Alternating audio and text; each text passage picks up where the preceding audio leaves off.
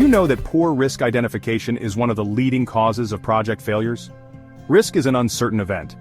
If it happens, it can affect key project objectives like cost, scope, quality, and timelines. The result? Missed goals, unhappy customers, and project setbacks. We can identify risks by looking into the past, the present, and the future. The past. Use previous lessons learned, checklists, or data from earlier projects. The present. Analyze your technical specs, resources, and current plans while staying updated on industry trends. The future. Collaborate with your team, imagine scenarios, and look for signs that can be a potential risk in the future. Here's the core of risk identification. 1. Risk is an event. 2. Every event has a cause. 3. And every event has an impact.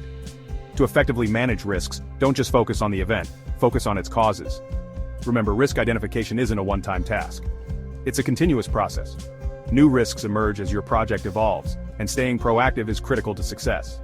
Risk identification is a creative and proactive process at the heart of project management. Do it right, and you'll set the foundation for a successful project.